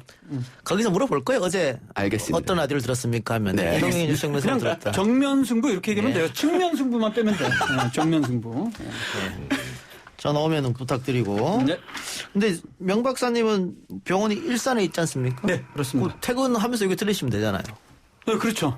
네, 딱 시간도 맞습니다. 네. 저희가 5시에 퇴근하니까. 네. 근데 그럴 것도 같습니다. 준비하는 게 시간이 좀 걸리는 거죠. 그렇죠. 쉽지가 않습니다. 방송을 그냥 와서 하는 사람 없으니까. 알겠습니다. 자. 덕분에 제가 잘 하고 있습니다. 아, 그랬군요. 네, 전임이시잖아요. 제가 후임입니다. 그 자리가 명 박사님 자리였습니다. 그러니까요. 예. 사실 전임 후임이 한 자리에 있는 게 굉장히 불편한 일인데. 근데 제작진이 배려해 주셔가지고 지금 오래 계시네요. 있을 수 없는 얘기죠. 굉장히 오래 계시는데요? 유튜브로 더 로맨스님이 너무 그리웠습니다. 역시 찐팬이 있으시다니까. 그런 분들이 있어요. 네. 제가 심어놓은. 자, 우리 압도적 93학번과 MC 장원 씨는 지난주에 추석을 어떻게 지낼지 물어봤고 고향에 다들 안 들어간다고 하셨으니까 MC 장원 씨는 뭐 서울이 고향이라니까. 명박사님은 어떻게? 저도 거의 뭐 서울에만 있었죠. 특히 그 첫째 아들이 고3이다 보니까 어디 갈 수도 없고. 코로나19 딱 근데 고3이네요? 네, 그래서 계속 내내 학원에 뭐 바래다 준 거, 뭐 이걸로 그냥 많이 시간을 보냈죠. 알겠습니다. 자, 코로나 상황부터 얘기해보죠. 추석 연휴 기간 동안 확진자가 급증하진 않았습니다만 오늘 조금 늘었고 지금 추세로 봤을 때 내일 더 많은 확진자가 나올 것 같다. 일단 부산과 또 군부대에서 많은 확진자가 나온 것 같아요. 일단 오늘 상황을 설명해 주시죠. 네, 중앙방역대책본부는 이날 0시 기준으로 코로나19 신규 확진자가 73명 늘어 누적 24,164명이라고 밝혔습니다. 전날 64명보다 9명 늘었지만 5일 연속 두 자릿수를 이어갔고요. 최근 열흘 중 하루를 제외하고 9일간 두 자릿수를 유지한 셈입니다. 이날 신규 확진자 73명 가운데 지역 발생이 64명, 해외 유입은 9명이었습니다. 지역사회에서 감염된 것으로 추정되는 지역 발생 확진자는 전날 47명보다 17명 늘어나면서 다시 50명 선을 넘었고요. 주요 감염 사례를 보면 코로나19에 취약한 의료기관과 요양시설 등에서 확진자가 잇따랐습니다. 전날까지 경기 부천시의 차오름 요양원과 관련해서 총 11명이 확진이 됐고요. 부산 진구 온종합병원 사례에서는 4명이 양성 판정을 받았습니다. 새로운 집단 감염도 산발적으로 계속해서 발생을 하고 있는데요. 경기 포천시의 한 육군 부대에서는 오늘 오전 7시 기준으로 36명이 무더기로 확진 판정을 받았습니다. 또 양평군 건설업 근로자 관련 누적 8명, 그리고 서울 마포구 서울디자인고등학교 관련 7명, 경북 포항시 남구 제조업체 관련 6명 사례에서 이 새로 확진자가 나왔습니다. 예. 자, 이번에 포천의 한 부대에서 확진자가 수십 명이 나왔습니다.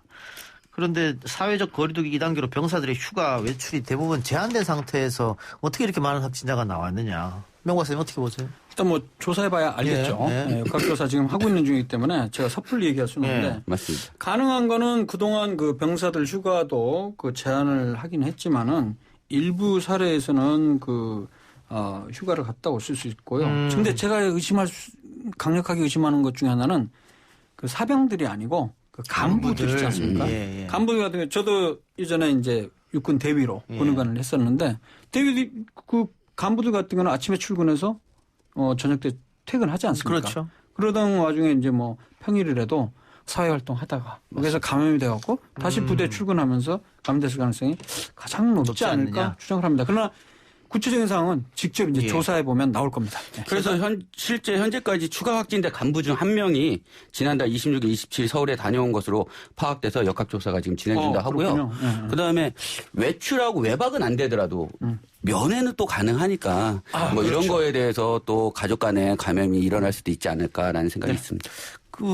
요즘에는 많이 덜해졌다고 합니다만은 내무반 생활이 저희 때만 해도 한 발에 다 50명씩 자고 이랬단 말이죠. 그렇죠. 다닥다닥 붙어가지고. 저희는 60명씩 잤습니다. 뭐 10명 더 붙이면 뭐 그게 제가 50명 얘기했는데 거기 한 10명 더 붙이면 뭔 차이가 난다고. 네, 죄송합니다. 저는 잘 모르겠어요. 저는 저기 장교로 나왔으니까. 맞아요. 군의관. 병사들은 결혼하기 전에는 독신자 숙소라고 BOQ. 우리가 봐야 된다. 1인실에서 잤었기 때문에 잘 모르겠네. 근데 요즘은 그렇게 다닥다닥 한 네모를 같이 안 잔다고 합니다만. 개인 침상을 쓰는 부대도 있죠. 그래요? 네. MC 장호 씨는 정경 출신이니까. 빠져 있을까요? 네. 빠져 있겠습니다. 잘 모르잖아요. 네. 죄송합니다. 내무반 생활 모르잖아요. 네, 행안부 소속이었습니다. 죄송합니다. 국방부 아니구나. 근데 이렇게 집단 생활을 할 수밖에 없지 않습니까? 그렇죠. 군대라고 하는 특성상. 그러면 역시 취약하다. 그렇죠? 취약한데 당연히 그래서 초반에 많이 환자가 발생했던 것이 집단 시설 내 거주하는 분들, 특히 병원, 요양병원이라든가 아니면 뭐 집회 공간. 그리고 사실 가장 또 우리가 우려했던 게 사실은 군부대인데 저는 생각보다 지금 9개월 동안 군부대에서 중간중간에 발생이 좀 있긴 했습니다만 굉장히 잘 관리를 해왔던 것 같아요. 예. 이번엔 조금 의외의 상황이 발생했긴 합니다만. 예. 자, 문제는 이게 추석 연휴 때 얼마나 잠복을 했겠느냐, 뭐 이 부분이잖아요. 지금 검사 수가 많지 않기 때문에 연휴 때 그래서 확진자 수가 줄어들었다는 얘기도 있습니다만은 이렇게 거리두기 뭐 2.5단계, 2단계 얼마까지 가야 되느냐, 다시 줄여야 되는 거 아니냐 이런 얘기도 있고 경제적 상황을 고려해서 그 사회적 거리 단계 지금 추세로 봤을 때 낮춰야 된다라고 주장하는 사람 중에 한 명입니다. 지금 현재 충분히 그 100명 이내로 어느 정도 조절이 되고 있고요. 그 다음에 이제 그 추석 연휴 기간이 지금 며칠이었죠? 우리가 목요일, 수요일 한 5일쯤 됐죠. 5일 됐거든요. 맞습니다. 그래서 지금이 중요합니다. 지금이. 왜냐하면 잠복기가 잘 아시다시피 4일에서 5일 정도 내외로 알려져 있으니까 이제 만약에 확진자 수가 증가한다면 내일이나 모레부터 좀 증가할 텐데 내일 모레까지는 한번 봐야 되겠습니다. 지금 YTN TV로도 나오고 있는데 뭐 미국에서는 대통령까지 코로나에 걸리니까 우리 방역은 그나마 잘하고 있는 게 아니냐. 그렇죠. 근데 그거는 뭐 잘 아신 대로 트럼프 대통령 자체가 사실 그 마스크의 중요성에서도 조금 간과했고. 이번에 걸리고 나서는 마스크 쓰라고 얘기하더라고요. 그러니까요. 그때 그 바이든이랑 그 토론을 할 때도 그 전에 바이든 그 마스크 쓰고 있는 거를 갖다가 굉장히 그 비꼬면서 그렇죠. 얘기했었거든요. 그래서 사실 그런 부분 보면 정말 저는 너무나 안타까워요. 그 주변에 있는 주치의들이 분명히 이야기를 해줄 텐데도 야, 이거 참 너무 안타까운 생각이 좀 지난 듭니다. 2일에 자기 건강하다고 본인 SNS에 올린 영상에서도 마스크를 안 쓰고 있더라고요. 맞아요. 예. 이거 진짜 아시겠지만은 지금 74인가 그렇죠? 70대 중반 정도란 말이죠. 잘 아시는 대로 70대, 80대에서는 특히 이제 약간 비만해 보이지 않습니까? 그리고 기저질환이 뭐가 있는지 밝히지를 않고 있는 거로. 그렇죠. 대통령이 잘 몰라요, 지금. 네. 그런데 지금 상황을 봤을 때는 그런 기저질환의 가능성, 그다음에 고령, 그다음에 비만 이런 것들을 봤을 때는 굉장히 좀 고위험군이고 아주 심각한 상황에 갈 수 있었는데 엊그제 보니까 좀 그것도 숨겼다고 그러더라고요. 산소 고령은 당연히 위험하다는 걸 알겠는데 비만과 코로나는 어떤 상관관계가 있어요? 비만은요, 혹은 뭐 기저질환 있는 사람은 대부분의 병의 위험성을 높이는 거로 알려져 있어요. 그래서 고령, 비만 그리고 기저질환 이것이 굉장히 중요한 그 위험군 중에 하나가 되겠습니다. 그 일본 출신 세계적인 디자이너죠. 겐조. 겐조 씨도 코로나19로 사망했는데 역시 그 81세 고령이 문제였던 걸로. 우리나라의 경우도 지금 치명률이라고 해서 걸렸을 때 사망하는 사람이 얼마나 되느냐 퍼센트로 했을 때 우리나라 같은 경우 80대 이상에서는 20% 내외가 되거든요. 굉장히 높은 편이에요. 70대는 그래도 좀 낮아서 7, 8%로 떨어지고 그다음에 젊은 사람들 30대 미만에서는 거의 0%거든요. 그러니까 고령, 특히 70대에서 80대는 굉장히 주의가 필요합니다. 조심해야 된다. 다행히 뭐 트럼프 대통령 지금 좀 회복됐다고 해서 했는데 좀 더 기다려봐야 될 것 같습니다. 자, 마스크 이야기 나왔으니까 13일부터 마스크 착용 의무화되죠? 네, 맞습니다. 마스크 착용이 의무화되는 장소들에 대해서 말씀을 좀 드리도록 하겠습니다. 버스, 지하철 등 이 대중교통과 집회, 시위장, 의료기관, 요양시설 등에서는 반드시 마스크 착용을 의무화해야 되고요. 11월 22일까지는 계도 기간입니다. 이후에는 위반 시에 10만 원 이하의 과태료가 부과가 됩니다. 여러분 유념하셔야 될 것 같고요. 마스크 썼지만 입과 코를 완전히 안 가린 경우에도 과태료 대상자가 됩니다. 그러니까 코와 입을 완벽하게 가린 상태로 마스크 착용을 하셔야 될 것 같고요. 대중교통, 의료기관, 요양시설 종사자, 이용자는 상시 착용을 하셔야 됩니다. 이 마스크도 다 마스크라고 인정이 되는 것이 아니라 이 종류에 따라 인정되는 것이 있고 인정되지 않는 것이 있는데요. 보통 이제 많이들 착용하시는 KF80, KF94, 그리고 비말 차단 마스크, 수술용 마스크, 천 마스크, 일회용 마스크 모두 인정이 됩니다. 그런데 이 망사형 마스크가 있습니다. 여기 구멍이 숭숭 뚫려 있는 망사형 마스크와 그 밸브형 마스크가 있습니다. 이 밸브가 동그랗게 달려 있는 마스크가 있는데요. 이런 마스크의 경우에는 이 들숨에서는 차단 효과가 좀 있는데 날숨에서는 침이 비말이 바깥으로 나올 가능성이 높기 때문에 차단 효과가 떨어지는 것으로 알려져 있습니다. 그래서 이 밸브형 마스크도 인정이 되지 않습니다. 망사형 마스크는 당연히 비말 차단이 안 될 테고. 그렇죠. 네. 밸브형 그 밸브에서 나간다는 뜻인가요? 그렇죠. 네. 들었을 때는 괜찮은데 내쉴 때. 네네. 다른 마스크, 인정되는 마스크 같은 경우는 다 내쉴 때 안 나가는 그런 마스크인데 이런 망사형이나 밸브형에는 내쉴 때 자기 비말이 나갈 수도 있다. 그러니까 이제 이 밸브형 마스크의 목적은 독성 물질이나 연기가 나한테 들어오는 걸 막는 걸 방독면의 역할을 하기 때문에 그런 것 같습니다. 근데 그 마스크가 그래서 그런 생각을 많이 할 거예요. 야, 이거 뭐 마스크 안 썼다고 10만 원이야 과태료 부과하는 건 너무 심한 거 아니냐 이렇게 생각할 수도 있을 텐데요. 그런데 최근에 마스크가 정말 중요하다는 것이 계속해서 연구 결과가 발표되고 있어요. 특히 미국 내에서도 몇 군데에서는 똑같이 많은 그 집단 내에서 환자가 발생했을 때 마스크를 그 집단이 평소에 잘 써오고 많이 써온 집단에서는 발병을 했다 할지라도 무증상 환자라든가 아니면 경한 환자가 굉장히 많고요. 사망자 수가 급격하게 줄었다는 것이죠. 그럼 그 원인이 뭐냐? 그래서 말하는 게 이런 거죠. 백신이나 치료제가 아직 개발이 안 됐지만 그 이전까지 하나의 우리가 그 종두법 우리 그런 것처럼 그러니까 일종의 예방을 할 수 있는 백신의 역할을 할 수 있는 것이 바로 마스크가 아니냐 이런 주장이 나오고 있습니다. 무슨 얘기냐면 마스크를 쓰게 되면 바이러스를 완벽하게 차단하지는 못해요. 첫 마스크나 이런 거. 하지만 나한테 들어오는 바이러스의 양이 있죠. 양. 바이러스 마리수라는 표현은 좀 이상하군요. 바이러스 그 수를 급격히 줄일 수 있게 되는데요. 실제로 그 연구 결과를 보면 바이러스 양이 많이 들어오면 더 심하게 앓고 사망률이 높아지고 바이러스가 들어온다 하더라도 적게 들어오면 경하게 앓고 무증상이 있다. 이런 것들이 지금 학계에서도 인정이 되고 있는 상황이기 때문에 마스크는 많은 사람들이 모인 공간에서는 꼭 쓰는 것이 좋겠습니다. 뭐 우리나라에서도 실례로 건강식품 홍보관에서 많은 분들이 확진을 받았는데 한 분만 안 받았는데 그분은 계속 마스크를 계속 쓰셨습니다. 그것도 KF94로. 네. 자, 마스크 얘기는 거기까지 하고 하여튼 여러분들 23일부터인가요? 조심해 주시기 바라고요. 10만 원을 갖더라고요. 거리에서 쓰는 거는 안 쓰는 거는 과세 대상이 아닙니다. 예. 네, 13일 궁금했었더라고요. 13일부터 10월 13일부터 11월 12일까지 한 달간 11월 13일부터는 이제 과태료 부과가 됩니다. 11월 13일 꼭 기억해 주세요. 제 생일이기도 합니다. 이건 뭐 그렇게 중요한 건 아니었습니다. 11월 13일. 좋은 정보 감사합니다. 네, 마스크 선물로 드려야겠네요. 그래요. 마스크 선물. 그 병원에 계시니까 출근할 때부터 퇴근할 때까지 계속 마스크를 써야 되잖아요. 아니요. 아니에요? 저 혼자 연구실에 있을 때는 벗고 있습니다. 환자 없으실 그렇죠. 사람들을 그렇죠.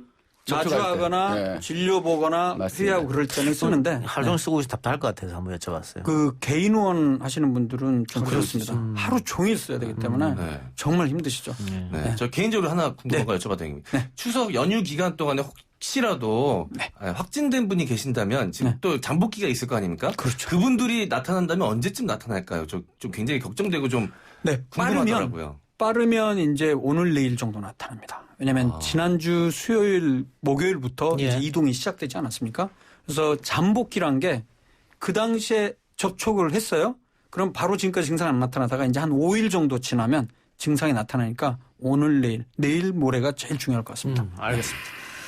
다른 얘기 해보죠. 정부의 공공 의료 정책에 반대해서 국가고시를 거부했던 의대생들이 이제는 다시 응시하겠다면서 시험을 실시해달라 요구하고 있습니다. 뭐 국민들에게 양해도 구했어요. 다만 사과는 없었습니다. 일단 선배 의사들은 당연히 후배들을 위해서 구제해야 된다라고 얘기하고 있는데, 자, 선배 의사 중에 한 분이죠, 명승원 박사님. 의견 내주세요. 구제해야죠. 해야 되는데 국민들에게 정식으로 사과도 해야 됩니다. 그러니까 이런 것 같아요. 정부에서도 명분이 필요한데 그 명분은 의대생들의 사과가 명분이거든요.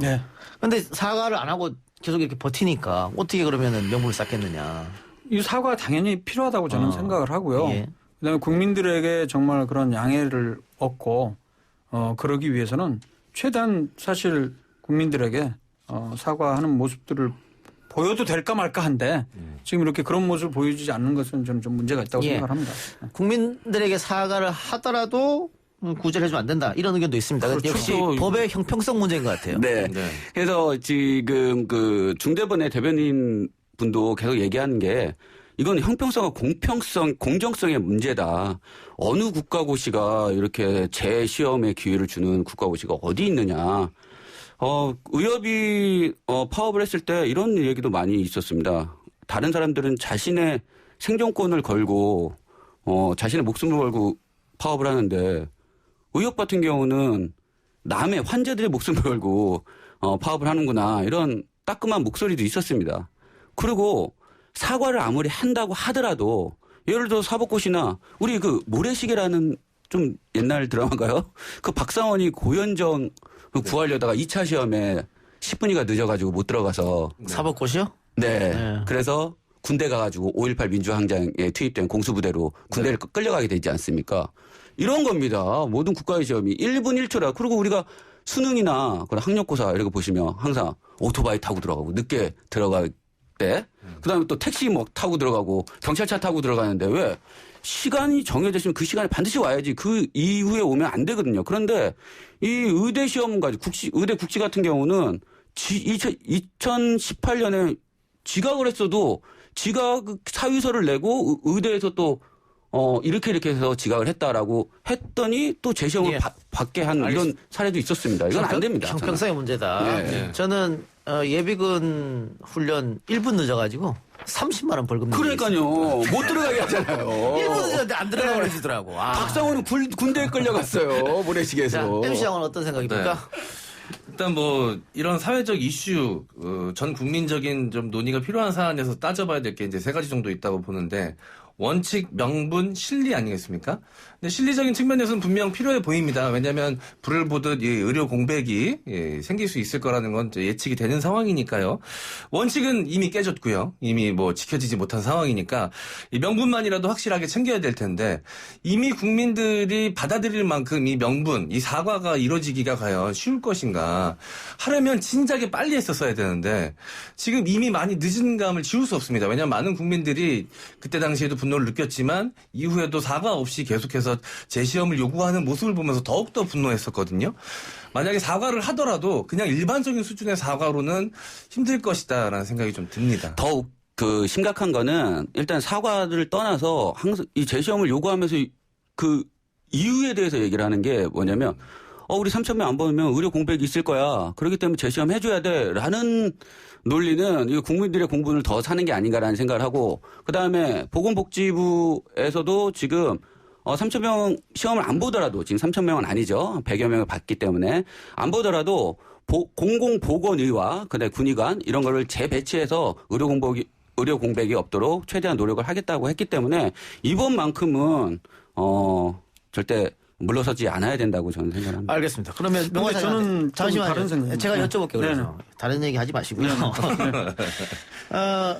그 구제해야 된다고 하셨잖아요. 네, 그렇죠. 그러면 구제를 안 하면 결국은 국민들한테 피해가 간다 그랬는데 그 이유를 좀 말씀해 주세요. 왜 구제 안 하면 어떤 문제가 생기는지. 일단은 그 지금 현재 최근 들어서는 인턴이라는 제도를 폐지하자는 의견도 나오고 있는 상황이긴 한데 여전히 큰 병원에서는 인턴이라는 그 직업을 갖고 있는 그 직위를 통해서 여러 가지 일들이 이루어지고 있어요.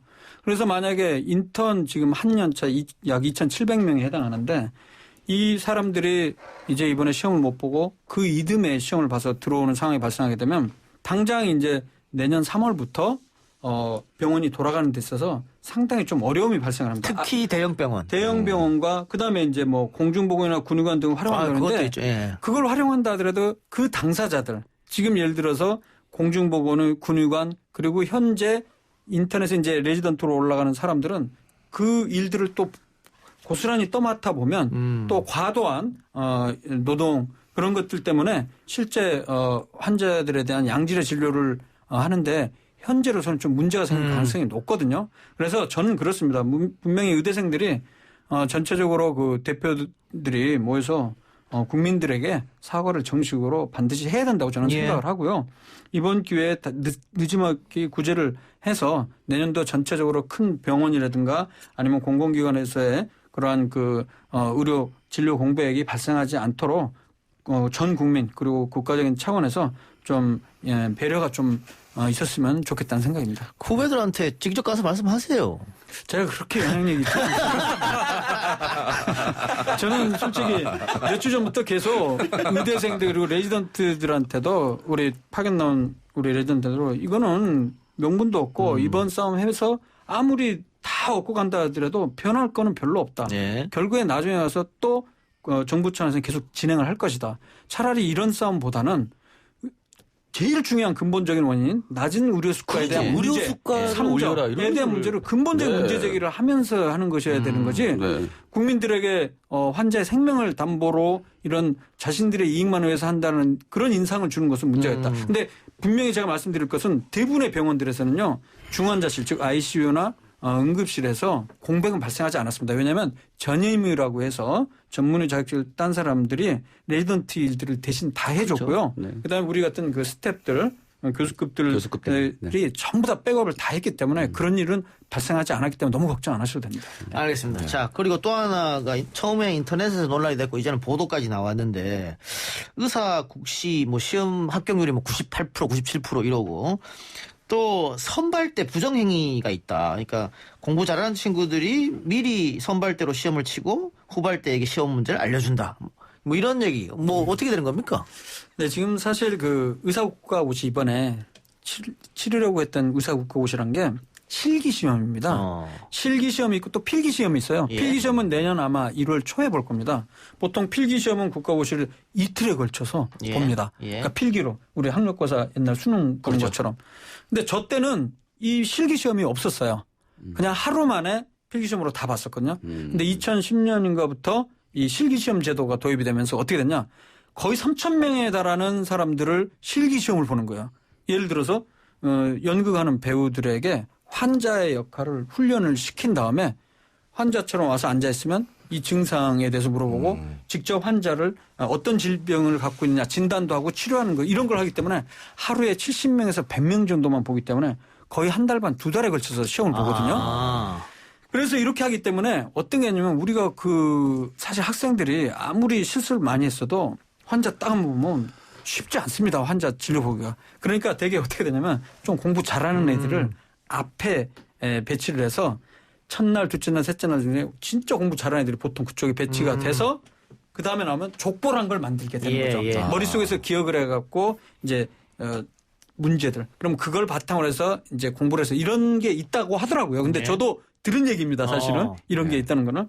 예전에 안 그랬습니까? 명 박사님 시험 칠 때는? 저 때는 아까 말씀드렸잖아요. 실기시험이 없었고 필기만 단 하루만 보기 때문에 이런 일이 발생하죠. 그러니까 3,000명의 인원이 다 한꺼번에 실기시험을 볼 수 없기 때문에 72명에서 108명 정도 매일매일 돌아가면서 인원수를 짜서 국시원에서 통보를 하면 대학에서 그 시험 일자에 맞게 학생 수를 배정하는 겁니다. 알겠습니다. 근데 이게 뭐 당연히 특혜일 수도 있고 그런 시험이 어디 있냐라고 할 수 있겠습니다만은 뭐 직업 특성상 아까 얘기했던 인턴, 레지던트 계속 겪지 않습니까? 그러면서 또.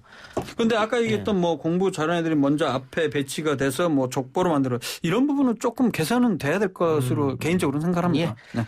알겠습니다. 자, 그러면은 의사시험 이야기는 여기까지만 하고요. 광고 듣고 와서 4부에서 이어갑니다. YTN 라디오 이동의 뉴스 정면 승부 4부 시작합니다.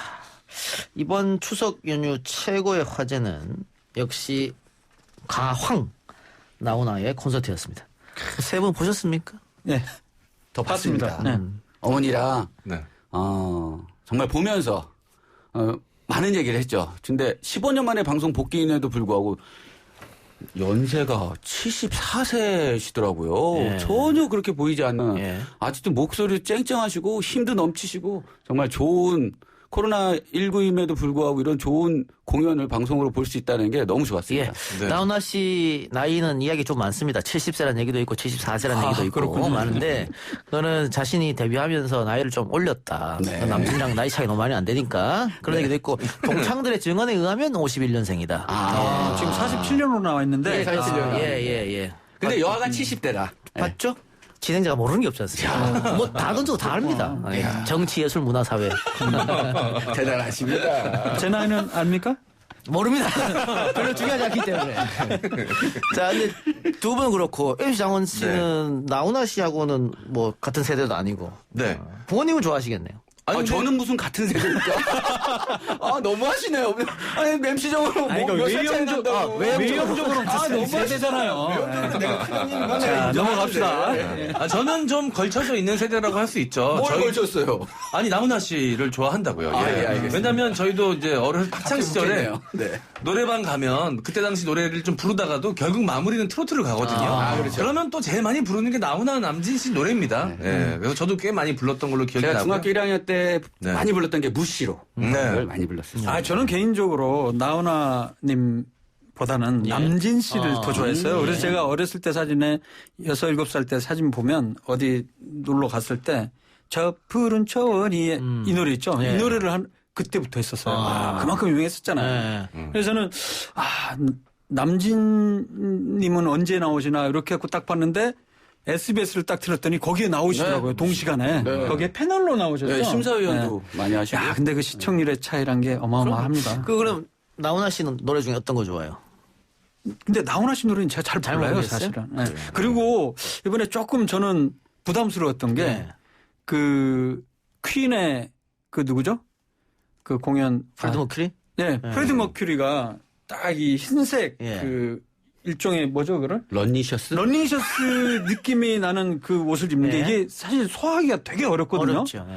나훈아 님도 나름대로 소화는 잘 하신 것 같은데 제가 봤을 때는 이거 왜 이걸 하셨을까 이런 생각이 들었거든요. 이번이 처음이 아니에요. 네. 그러니까 옛날에도 했었다고 그러더라고요. 트레이드 마크처럼 하셨던 근데 그게 아마도 굉장히 젊음을 표현하기 위해서 그러셨던 것 같은데 이거 참 그거 어려운 겁니다. 그거 참. 자, MC 장원 씨는 문화예술계에 계시니까 중장년층뿐만이 아니고 왜 젊은 세대까지 나훈아 콘서트에 들썩였을까? 어떻게 분석해요?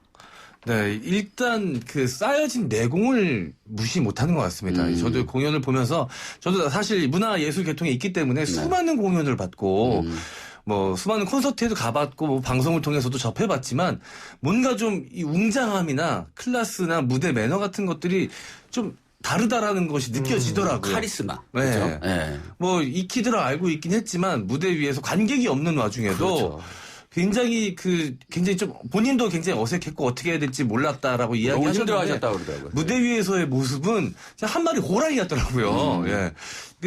이 세대를 관통하는 그 매력을 분명 갖고 계신 것 같다라는 생각이 들었습니다. 뭐 히트곡만 한 300곡 된다니까. 한곡 히트하기도 힘든데. 그리고 발표한 곡이 뭐 2,600곡이라는 얘기도 있네요. 거의 다 뭐 작사 작곡 하셨으니까. 어마어마하네요, 이거는. 나훈아 씨가 어느 날은 택시를 탔는데 굉장히 좋은 노래가 나오길래 이거 누가 들은 거야? 본인이요? 본인이 불렀는데도 전혀 까먹고 있었다고. 그러니까 그 가사도 다 까먹으셨을 거예요. 2,700곡이면 그 노래만 부르셨으니까 아는 거지. 네. 그리고 이제 패기라고 표현을 해야 될까요? 이번에도 노게런티로 공연을 하시지 않았습니까? 돈보다는 자신의 자존심 그리고 아티스트로서의 이런 열망 이런 것들이 열정 이런 것들이 더 중요하신 분인 것 같아서 아무나 할 수 없는 것이지 않을까요? 이게 중간 광고도 없이 하고 2시간 30분을 내리. 네, 재방송도 한 번만 하고 VOD 서비스는 안 하고 뭐 이런 것들을 방송사를 상대로 나란히 서서 요구할 수 있는 가수가 과연 없죠. 우리나라에 누가 있을까? 이건희 회장이 초대했는데 가서 내 노래 듣고 싶으면 티켓 끊어서 와라 라고 할 수 있는 사람이 과연 얼마나 될까요?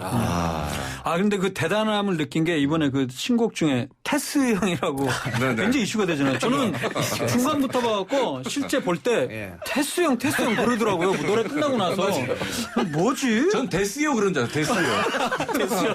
뭐가 됐다고 하시는 테스 형은 성이 소크라야, 소크라. 근데 이게 이제 소크라테스를 가리키는 신곡 이름이 테스 형이라고 그래서. 이 공연을 하기 전에 테스 형 조회수가 유튜브 조회수가 20만이었거든요. 지금 240만 조회수고요. 그 이후로 상당히 이게 화제가 됐다는 게 여기만 봐도 알 수 있겠죠. 그 유명인들의 개인 프로필을 정리해 놓는 어떤 사이트에 들어가 보면요. 나훈아 씨 가족관계에 형 소크라테스라고 적혀 있습니다. 또 소크라테스에 들어가면 동생 나훈아라고 또 돼 있고요. 그러니까 이런 걸 보면 발발합니다. 다작 곡도 자신이 작곡한 게 굉장히 많으시잖아요. 그것도 그렇지만 이 스케일이 정말 큰 것 같아요. 이 노래 가사의 그 유명한 철학자 소크라테스를 소환을 하다니. 그래서 아마 그 다음으로 나올 곡이 아마 후속곡이 레스형이라고 그러더라고요. 레스형. 아리스토텔레스. 예, 아리스토텔레스. 그냥 제가 그냥 그렇게 생각해봤는데 지금 아닌가요? 스트레스 같습니다. 그 레스형인 것 같습니다. 죄송합니다. 스트레스를 줘서. 차라리 라토니형으로 하시죠. 네. 토니형. 그다음에 토니형 좋다. 토니형. 퍼포먼스를 다양하게 하시지 않습니까? 근데 이 작사 작곡을 본인이 하나만 했냐 두 개만 했냐에 따라 무대 퍼포먼스가 다르다고 하더라고요. 이 찐팬분들은 이미 예전부터 알고 있었는데 작사 작곡 중에 작사나 작곡 하나만 한 경우에는 무대에서 한 손만 들고요. 작사 작곡을 본인이 둘 다 한 경우에는 양손이 드는 퍼포먼스를 한다고 합니다. 근데 KBS도 대단한 게 이게 지금 몇 개월 동안 준비를 한 거. 8개월 동안 준비했답니다. 야, 우리 YTN도 좀 뭐 그런 거 하나 좀 준비해 보죠, 뭐 라디오 특집쇼. YTN 돈이 YTN 노래방 기계로 대체하는 걸로. 저 하나 여쭤보고 싶은 게 있습니다. 이동영 진행자한테 S모 대그룹에서 이동영 씨, 저 와가지고 좀 진행 좀 해주십시오. 돈은 달라는 대로 드리겠습니다. 하십니까 안 하십니까? 그럴 리 없어요. 그런 전화 올 리가 없으니까요. 저 같으면 합니다. 근데 방금 얘기한 것처럼 나훈아 씨가 본인이 스스로 작곡도 하고 작사도 하고 하기 때문에 싱어송라이터니까 평상시에 책을 굉장히 많이 읽는다고요. 그래야만 가사가 나온다.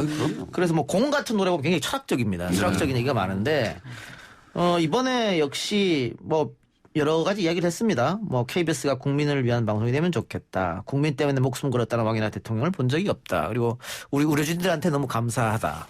우리 국민들 너무 방역당국의 이야기를 잘 듣고 있다. 위대한 국민이다. 이렇게 얘기했는데 정치권이 이거를 아전인수격으로 야당에서는 나훈아 씨가 정부를 향해서 비판하는 일침을 가했다. 뭐 이렇게 하고 여당에서는 무슨 소리냐. 왜 그걸 정쟁으로 이용하냐. 이건 정치권에서 좀 너무한 거 아닙니까? 네.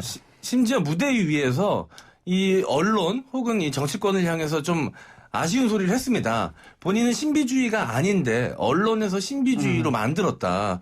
본인은 그냥 이 아티스트로서 영감을 많이 얻기 위해서 여행도 자주 다니고 그랬던 것뿐이지 일부러 신비주의를 한 것이 아닌데 언론에서 그렇게 몰아갖고 어디가 아프다 어디가 불편하다 심지어 걷지도 못한다라는 이야기들을 언론에서 양산했다. 그러지 말았으면 좋겠다라고도 얘기했는데 이번에는 언론이 특정 정파주의자로 약간 몰고 가는 듯한 본인이 나훈아 씨 본인이 좀 그러지 말아달라고 부탁을 했는데도 불구하고 저는 그냥 지금 이 코로나19 시대에 많이 힘들었을 국민들 하지만 이 국민들로 인해서 이 코로나19 시대를 지금 그래도 안전하게 지금 버텨가 나가고 있지 않습니까? K방역 이런 소리까지 나와가면서 이게 다 국민들의 덕이다. 국민들이 함께 해주신 덕이다. 1등 국민이다. 이 얘기가 중요한 건데. 그렇죠. 그게 제일 중요한 거죠. 이 중심 가장 중요한 이야기는 쏙 빼놓고 앞에 이제 이 부수적인 것들만 끌어와서 그게 다있냐. 그러니까 숲은 보지 못하고 나무만 본. 그 한 대목만 본 그런 얘기고 어떻게 보면 나훈아 씨야말로 언론의 최대의 피해자 중에 한 분이 아닌가라는 생각을 하고 그때